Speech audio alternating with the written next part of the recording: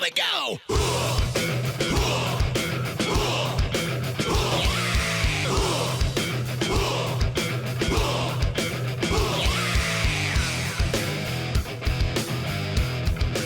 Welcome to Close Combat. I'm Sergeant First Class Randy Randolph. Coming up, we'll have all the heavyweight action in the Army Championship Combatives Tournament. But first, a closer look at the modern Army Combatives program, which has evolved dramatically since the early days of hand-to-hand combat training in World War II. Training takes place Army-wide in gyms like this. Now more than ever before, Combatives is relevant to the battlefield and helps save soldiers and civilians' lives. We can't go around killing everybody, and we could just use these techniques that we learn here to control the person and still feel confident that we have control over the situation without having to resort to deadly force.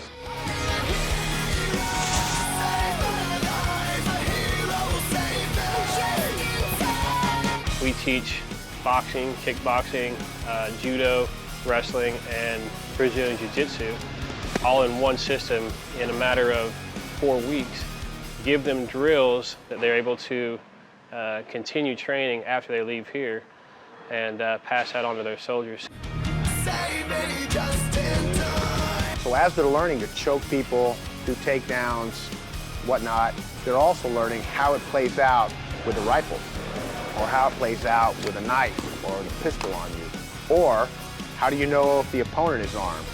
Because imagine, you get in a fight with somebody, how do you know if they have a pocket knife on them? Well, you don't. So that means you have to fight everybody as if they might. The situations that I did come in contact, I didn't have the combative training, and I struggled a lot more to control those people because I didn't know the techniques that I've learned in level 1 and 2 so far that really show you how to control somebody. You know, they could do the 2-on-1 drill where you got a 2-man take down a person and, you know, and then eliminate the threat from that person, which is, I think, one of the best techniques that I've learned so far for a combat scenario. We want them to break through them barriers so they can find the confidence in themselves, you know, that warrior ethos, you know, the defining characteristic of a warrior is the willingness to close with the enemy, and that's the big thing about combatives is, you know, the same thing it takes to get into a fight and fight someone is the same kind of stuff that it takes to engage the enemy on the battlefield.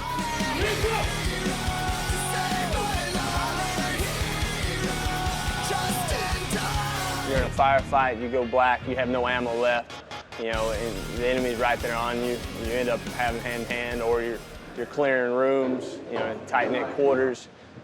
Depending on your rules of engagement, you know, you're not able to fire your weapons, so you've got your enemy combatant right there on you. You got to take them down hand-to-hand. Because everybody has to be ready to fight. Everybody's a soldier first, regardless of MOS or duty position.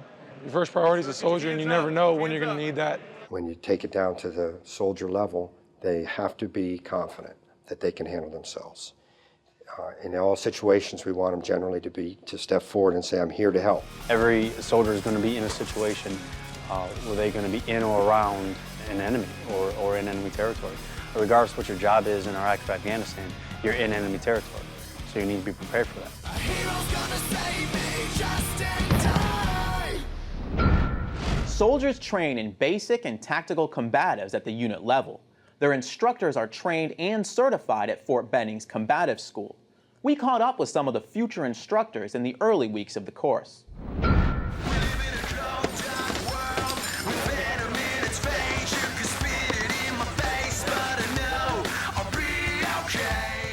The course has been pretty physically tough. I mean, it's only Thursday right now, and I'm pretty beat up. Got knots all on my back and popping ibuprofen at night and stuff, but I mean, it's really worth it.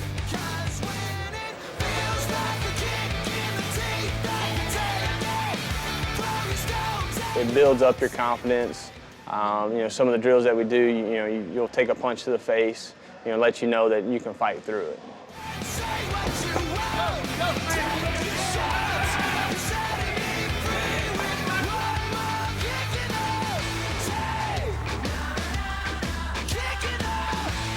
I would say there's a lot of team building, especially in the class. I mean, especially you get to talk to people from different MOSs and learn why they want to do combatives, and you just kind of get into it.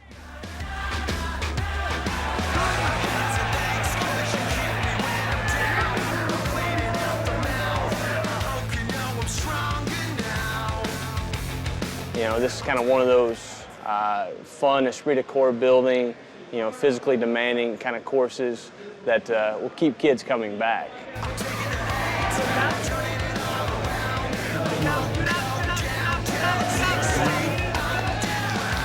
But right now, AFN Europe doesn't have a program, so I want to get something together so I can train all the soldiers, sailors, and airmen that we have. You know, we have something like 50 people that can benefit from this training.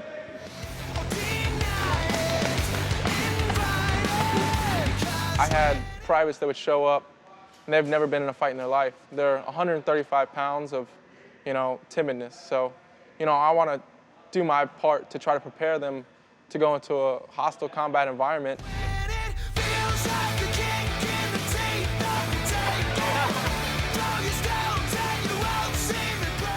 But for the most part, it's definitely very good for a soldier, airman, or anybody like that to know how to defend themselves. Because if they're alone, if their ammo runs out, there's lots of different scenarios where they would need to know how to defend themselves. What doesn't kill me only will make me stronger in my head. It actually raised my confidence a lot because I was intimidated by a lot of the guys, especially this class. I'm the only female, and I was like, oh, this is going to be a tough month. It's just not a lot of females that do combatives, and then just getting used to throwing around guys, and it's more like showing the guys that females can do combatives also. Later in the show, we'll check back with the instructors in training to see how they did at the end of the course. Up next, see Army Combatives training at work in the heavyweight finals. Plus, a closer look at female fighters and their secret to defeating their male opponents in the ring. Coming up on Close Combat.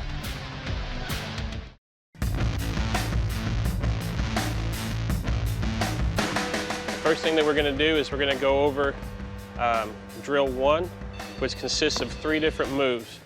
It covers the arm push and roll, where the man on the bottom is trying to improve his position, and he will trap his opponent's arm and his leg and roll him into what is considered the guard position.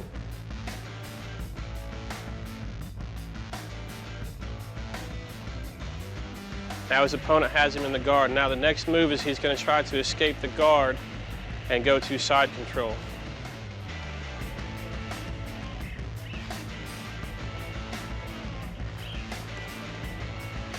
Here he's in side control, and his next move will be to achieve the mount. And after he's done that, you'll see that he has gone from the man on the bottom to the man on the top. He's improved his position each time, and now he's in a position to win the fight or finish the fight.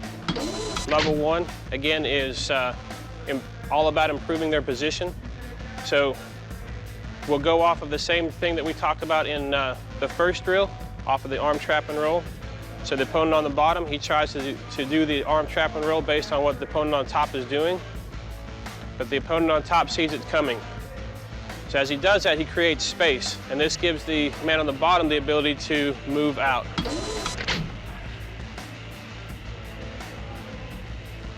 And what he's done is he has shrimped through that space into the guard. Now he's going to go from the guard, and he can finish the fight in 3 ways. All right, he can either apply a choke here, apply an arm bar, or sweep to the mount. In each position, he's either finished the fight or he's improved his position to a place where he can finish the fight.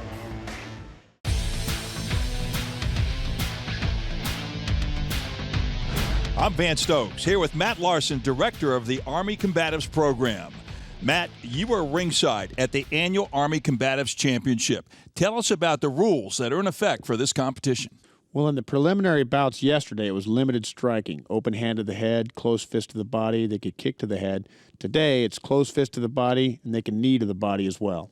So a lot of infighting, a lot of body shots, maybe some pounding and grounding. We'll see. Thanks for setting the stage. We appreciate that. Let's meet our fighters in the first heavyweight match.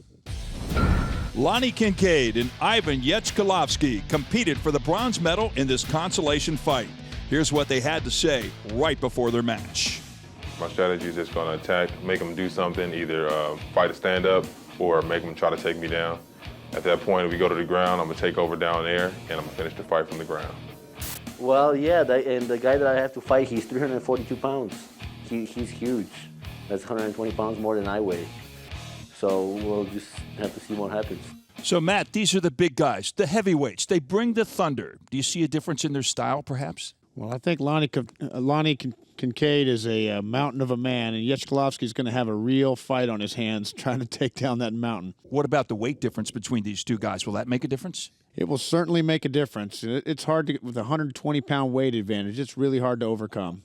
You know, my advice to those guys always is, if you don't want to fight the monsters, get down to the 205-pound class. You don't weigh in on the battlefield. It's that simple. Well, let's get to the action. Lonnie Kincaid, the big guy in the red belt. The dark shirt on, and his opponent, Yechkalovsky, from the Illinois National Guard, in the blue belt, now on his back. Quickly, I might add. Kincaid representing that Fort Riley team. They're the returning champions this year, although I think he may not be in the running this year. I think it was first and second between them and the Fort Hood team. Now, again, this is the heavyweight division, and so there is a big weight difference between these two competitors. Over 100 pounds. It's almost like David and Goliath, is it not? That's right. The weight class is over 205. So if you weigh 206, it's a good idea to lose some weight. Yechkalovsky has his work cut out for him. Not only is he giving up the weight advantage, but he finds himself on the bottom position very quickly. And when you're smothered under all of that poundage, it is difficult to move. Well, both of these men were defeated at some point in the preliminary rounds. That's how they ended up in the consolation fight. So it seems that you can overcome that giant strength and weight advantage. What would be your strategy, though, if you're Yechkalovsky? How would you overcome that size advantage? Well, I always like to say that the number one rule of fighting, besides don't hurt yourself, is don't let the big guy get on top. I think you learn that, really, sometimes at a very young age, maybe even on the playground. Well, Yechkalovsky being pushed to the outside on the edge of the ring, trying to deliver some blows right now, but Lonnie Kincaid in the top position and has been throughout most of this first round. He's reaching for that triangle choke, but it seems like it's going to be hard with the size of that neck and shoulder. He's got it pretty well in. He's got to get the arm across. And he lets go. Lonnie Kincaid is one big man. You get the feeling if he was to ever leave the military, he could parlay that size somewhere, possibly on the gridiron. You can see Yechkalovsky using his shin there to defend punches very well, and he's trying to get a chance when Kincaid throws a punch to sneak that leg through, maybe work on the triangle again. Again, that's a safety device, that shin guard, and the gloves, the size of the gloves. Those are 6-ounce gloves, and really the gloves are just there to keep you from breaking your hand. Protective groin device as well as a mouthpiece. Those are your pieces of safety equipment in this competition. In the early part of the war, we had quite a few people throw closed fist punches on the battlefield and break their hand. And you see now that a lot of soldiers wear assault type gloves which have PVC knuckles, so you can go ahead and flail away. But you know, a broken hand on the battlefield is just like getting shot in the hand. You have to come on. Look, he's working on that triangle again, but it's tough. It is tough because you see the broad shoulders of Lonnie Kincaid. I mean, he is a massive man. They work their way to their feet. So they come up to their feet, not exactly a neutral position because Kincaid still has the control over Yechkalovsky. Oh, quick uppercut, another uppercut. He's pounding the head, punches. Repeated uppercuts. Oh, and then a left, and down goes Yechkalovsky on the mat, and that's it. That's going to do it. Those head blows, you get another look at it. Pounding from the right and then to the left, and down he goes to the mat. So he waited for his opportunity. They got to their foot, Matt, and he just pounded him. Lonnie Kincaid, your heavyweight bronze medal winner.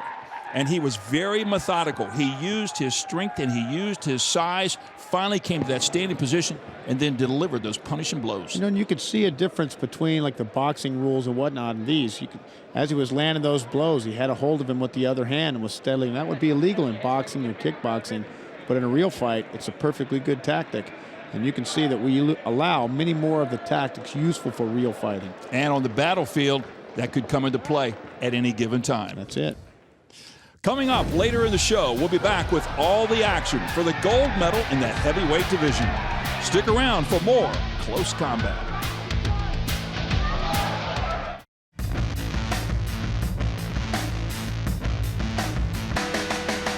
The other things that we cover in week 1 of the basic instructor course is boxing. So what we'll have now is we'll have demonstrators put on the gloves and the pads, and we'll go through some of the things that we teach in boxing. Okay, in boxing we teach them 4 basic punches, and we put those punches in combinations, kind of like drills. All right, we begin by teaching them the jab, and we teach them the cross, the hook, and the uppercut. And we put these in combinations. We have combinations 1 through 5. All right, combo 1.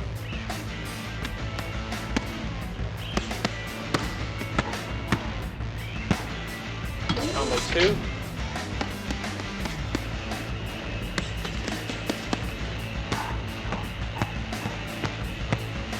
Combo 3.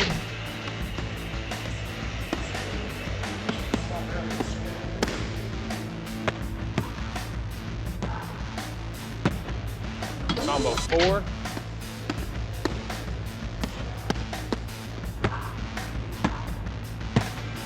Combo 5.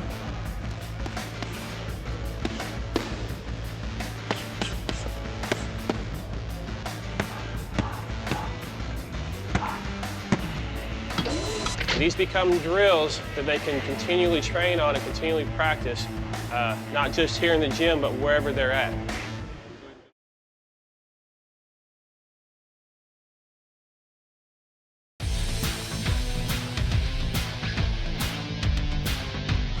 When it comes to training, some females admit it can be intimidating to fight against males. But they also say the training makes them more confident and better fighters. And as you'll see, they're more than able to hold their own.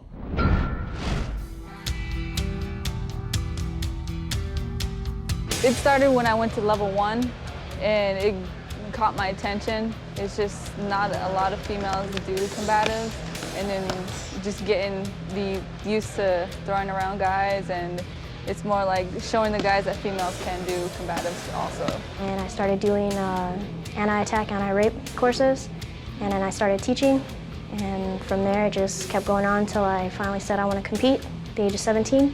Got my parents to sign my contract and competed. One of my old NCOs, he was like, you should go, train. And then I wanted to do level 1 and level 2. And then I did the tournament at Fort Hood. And then they opened up the new weight class, which is like 110 bantamweight. And the coaches were like, hey, I think you would do really, I think you'll do well. And why don't you just try it? And I was like, what the heck?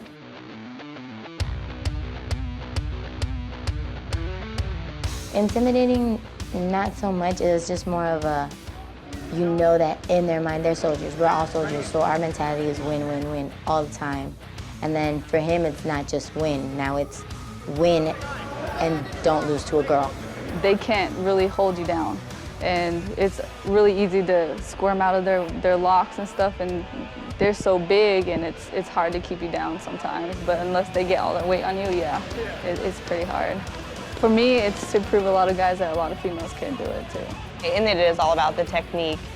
It isn't, they show you different ways to get around. Of course, if smaller, and like the instructors are always giving advice. If you haven't done it, I guess it could be, but for me it's not, because I've trained with males, I've, rolled with them constantly, and it's just, it's another one of the things that you're going to deal with in a tournament that's co-ed.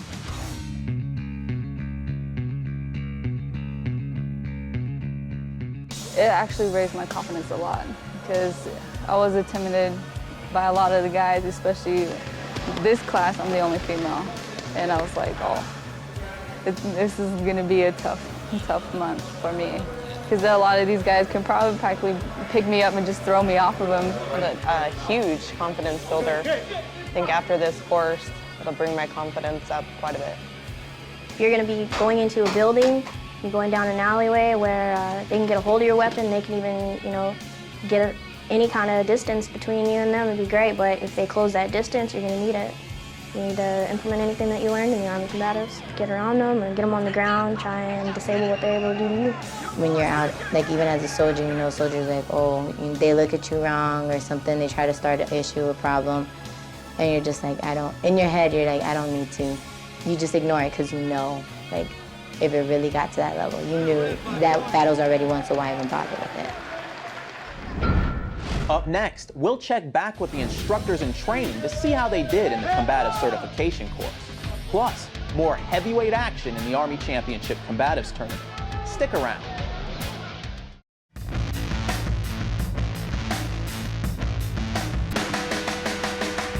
In week 2, we introduce Muay Thai boxing. All right. When we do that, we'll teach them kicks from the rear leg, which we call a 10. And then we teach them kicks from the front leg, which is a switch 9 or a step 9. And we'll go ahead and add these kicks into our combos that we've already taught them. Go ahead, combo 1.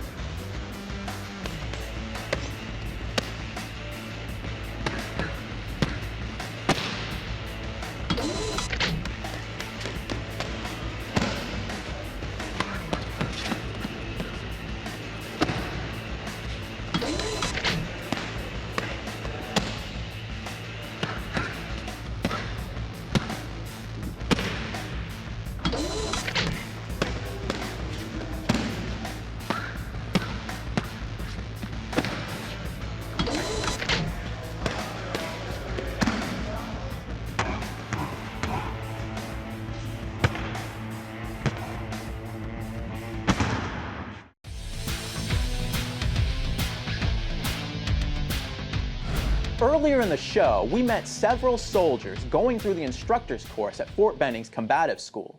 We caught up with them in the final weeks of their training to see how they did.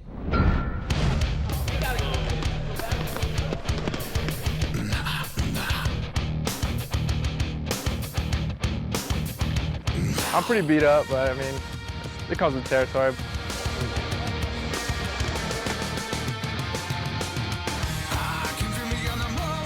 Physically, you know, doing pretty good. You know, got a couple bumps and bruises. Definitely starting to feel my age.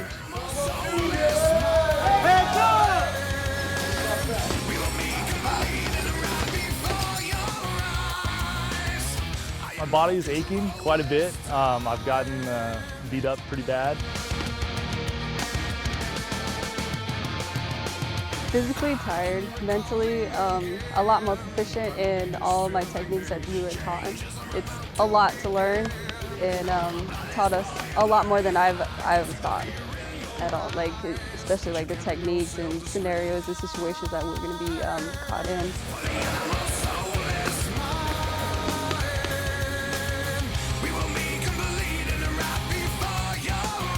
Well, there's always more that you're going to need to learn, whether it be different styles or new techniques. You can always get better. So that's kind of the mindset I have. Well, I'm going to take back a lot of these techniques, and the whole purpose of Combatives Level 2 is that we can certify Level 1. So the first thing I'm going to do is put together a class and certify every soldier who is in my unit. And what I want to bring to them is how it can really affect the battle. And learning how to throw a correct punch and throw a correct kick.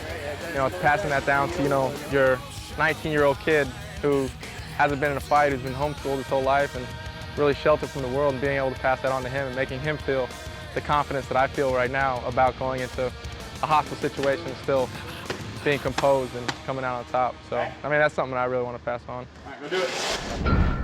As we've seen, Fort Benning, Georgia is home to the modern Army Combative Schoolhouse. It's also home to the Army Ranger School.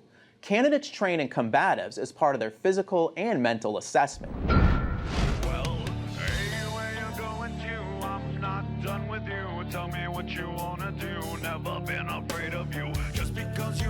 The first 3 days is our Ranger assessment phase. And what that is we basically test them physically to see if they'll have the physical ability to complete the entire Ranger course. But it's really all about their leadership and their mental ability. Third night, we road march out from here out to Camp Darby. It's about 15.5-mile road march for them. And then once we get there, we basically weeded out all the week, and now we start right into the training. So then they'll start going through the patrolling. That's when they'll really get into the sleep deprivation, the food deprivation, so we can put that little bit of stress on to simulate combat stress, and then we'll see how they perform.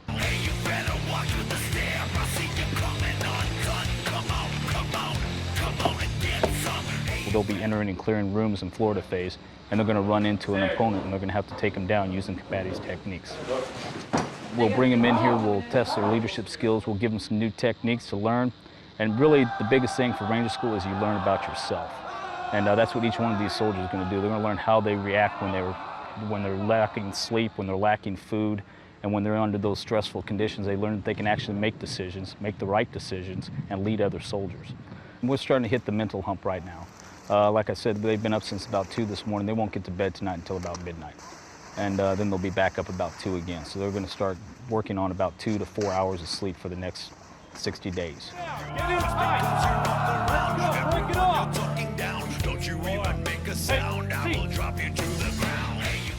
Just knowing that you're taught to defend yourself is always a good thing to have, because you never know what situation you may find yourself in regular day life. Especially if you're working law enforcement, you know, you never know when you can come into, I guess, physical contact with somebody, and it's always a good skill to have. So, because you just never know what could happen at any time.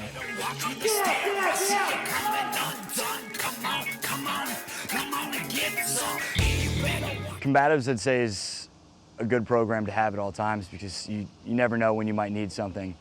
I guess, as others have said, it's a good tool for the toolbox. You never know what circumstances you might cross, and you might need to be able to go hand to hand. With the job that I have and a lot of my friends have, we're just trying to come home.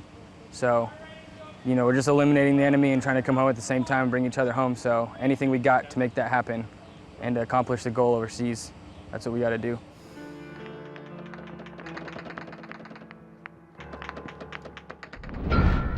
Up next, see the competition in action. We're back ringside for the heavyweight championship match in the Army Combatives tournament, here on Close Combat.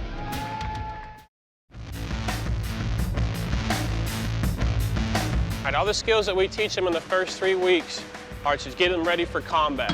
One of the drills that we do for this is called the 2-on-1 drill. All right, we never try to attack an opponent by ourselves if we can help it.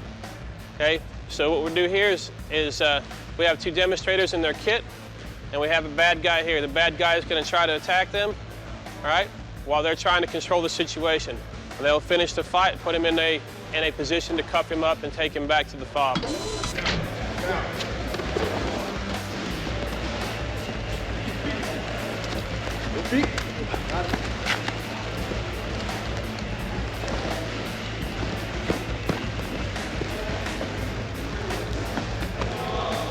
Be on him. Good. Get down. Get down. Yeah. Many of these moves become more difficult as they're doing it with their combat equipment on. So we have to spend time practicing it with our combat equipment on so that we know what works, what moves that we can do with them on, how we can get around our own weapons, get our weapons out of the way so we can apply the different techniques. All right, secure.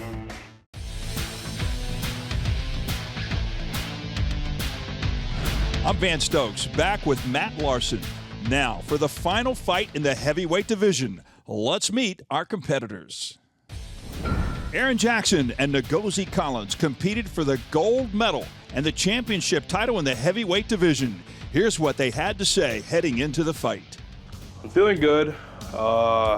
We went through a lot of fights already, so what I'm working on is just test him out a little bit, feel how he's doing, and then go from there. So he's a wrestler, and I know that, so he wants to take to the ground. I'm a wrestler too, so we're both equal in that department. If he wants to stand, I can still stand today.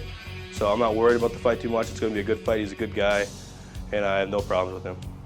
Strategy is go out there and have fun, man. They sent us all the way out here from Hawaii. We've been training all this time. It's time to just go after it. Have a good time out here. I fight amateur MMA, and I've been fighting combatives for 3 years now. And ever since I heard in basic training, I've always wanted to get to this tournament, so this is a real big deal for me. And my mom, before I left, said one thing: don't embarrass me. And my mom's a strict woman, so I don't tend to. So you get a sense not only of the respect that they have for each other and the fact that they're having fun, but there truly is a brotherhood inside that ring. That's exactly right. Even though they're teams from their various divisions, it's one Army, one fight. These guys know that. What about the strategy in this heavyweight bout? How'd you hear it? Well, they look like they have similar backgrounds, so I think we'll just see them feeling each other out, and then once one senses an advantage, he'll take it probably. Well, let's get to the action in this heavyweight championship bout.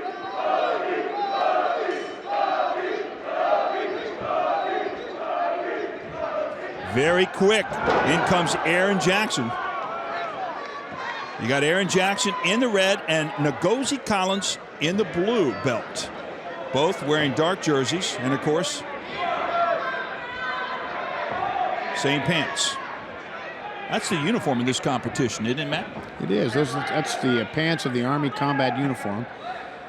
You see a lot of different fight shows where they're wearing shorts and no shirt, but what are the odds that a soldier is going to be in a fight when he happens to be wearing shorts on the battlefield?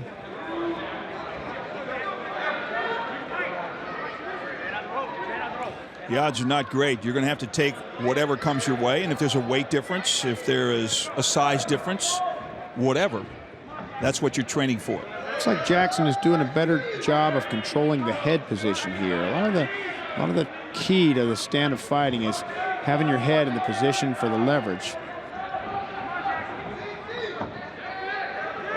Two experienced competitors right now. Yeah, it's pretty neutral posture right now. They both know what they're doing. You see Collins trying to throw a few knee strikes there and work on a body lock. These are about as big as you're going to get in an Army uniform. And down they go. Wow. That is a nice drive by Ngozi Collins to take Aaron Jackson down to the canvas. But they quickly are going to come back to the center of this ring. Especially with the big guys, you want to keep them out of the ropes because there's a lot of torque going on there. And it was Collins who was in control as they went to the side of the ring. So when they come back to the center, it's Collins who starts out in the top position. And Jackson needs to turn his hips the other way and face towards his opponent. His arm is actually in better position. He would turn over, he could work his way to the back. I tell you, the crowd here in Fort Benning, Georgia at Smith Gymnasium, which is named after a Medal of Honor recipient, they're being treated to a good competition, Matt. That's right, Paul R. Smith was the first Medal of Honor recipient in this war. He actually was protecting his platoon, manning a .50 caliber machine gun when he was killed in action. See Collins here is working the headlock. The headlock is it's not really a very effective technique for finishing a fight. But Jackson needs to get off his back. He's flat on his back, and that's a hard position to gain leverage from. Aaron Jackson fighting from the down position right now. Ngozi Collins, as you just said, he's got that headlock, that head and arm. Now, if you're wrestling, that's a pretty good move, but this is not wrestling. This is Army Combatives. Yeah, the difference is in wrestling you win when you get your opponent flat on his back, and of course that doesn't have anything to do with winning here. You can see that Jackson is trying to form a frame with his arms to keep the pressure off his neck. He really needs to get off his back, though. You can see he's flat on his back. He needs to switch those arms and turn his hips into his opponent. He'd actually almost be on his back. You can see him if he scoots his head out, and they're back on their feet. They come back to the neutral position, the standing position. You know, Matt, as we've watched some of these flyweights and lightweights, and now we're moving up to the heavyweights, what you see is a switch in flexibility. You don't see the flexibility, the fluidness of these big guys like we saw in some of the lower weight classes. That's right. Each weight class and each size of fighter has their advantages. You know, a great big person like this, a little bit slower, and more importantly, the gaps in their technique are bigger. You know, it's hard for a big person like this to clamp his arm down tight. I used to train with my son, and he could always worm his little arm through where I thought I had it closed down. Roughly 50 seconds remaining in this, the first round. scheduled for 3 rounds. That's right, 3 5-minute rounds. In the preliminary fights, it was 1 10-minute round. Oh, look, he's holding on to the ropes there. That's against the rules. Aaron Jackson, that's Aaron Jackson in on the back right now of Ngozi Collins. And again, you can't use those ropes to your advantage. I mean, you're going to bounce off them, but you just plain simply can't. That's right. He can lean on them, but he can't grasp them.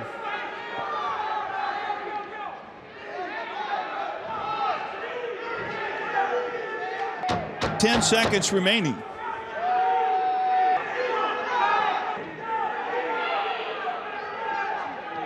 They come back out towards the center as the final seconds tick away, and that'll do it. In the first round, what did you see? Who do you think had the advantage on that round? Well, Collins was on top most of the round. He didn't really do a lot with his position, but being on top means he was probably winning. Unless you see the bottom guy landing a lot of blows or creating a lot of damage from the bottom, it's safe to say the top guy was winning. Now Matt, when fake the shot, fire a huge overhand right as hard as you can, okay? Send his hand back to your mom, all right? I backed out because we got a good listen to his coach there. You can see he's telling him to throw that punch as he comes in. Got it? You hear me? Working the mix between takedowns and punches. That overhand right he's talking about, if you come in and shoot like a double leg tackle and throw the overhand right as a lead into it, your opponent has a choice. He can either defend the punch or he can defend the takedown, and most likely one of them will land. So Aaron Jackson gets his guidance from the corner, as does Ngozi Collins. And out they come.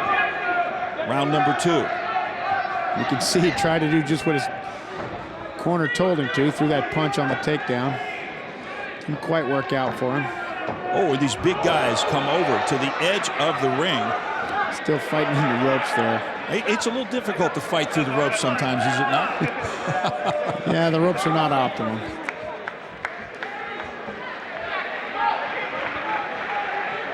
They tap the gloves. That's an act of sportsmanship. Not necessarily, you don't have to do that, but it's an act of sportsmanship. And respect. You know, these guys are all friends, and they know at the end of the day they're in here competing, but they're on the same team, really. Matt, one of the things that has interested me is the fact that you can go to any installation and basically you know who the fastest guy is on the installation. There you see a nice attack by Aaron Jackson. We know the fastest, and sometimes we know the strongest, but do we always know who the best fighter is? Well, that's it. You know, the Chief of Staff of the Army a few years back said exactly that. Every soldier should know who the best shot in his unit is, and who the best runner and who the best fighter is. And the only way to do that is through competitions. You have to have people fighting for people to value fighting ability. And of course, the only way to do that is to get into the ring, on the mat, or into the cage under a highly supervised program such as Army Combatives, and develop those skills.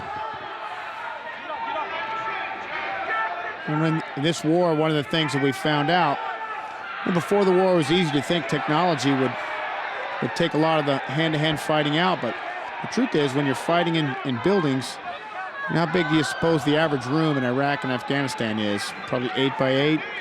8 by 8. Neither one of these big guys can fill up a room, just as they are your screen right now, wherever you are, whether you're watching this in AFN Europe or over in the Pacific or right here in this country of ours. There is a lot of tonnage in that ring. Yeah, Jackson's got to work an angle here to be able to get some punches in. Those punches aren't really doing much from that position. Aaron Jackson, the top position, he is belly to back, and as you just said, you can't do a lot of damage that way in the down position on the mat. Now, when you're up on the mat, it's a different story. Well, and it's illegal to punch him square in the back of the head, so he's not going to do that, although he could in a real fight from that position.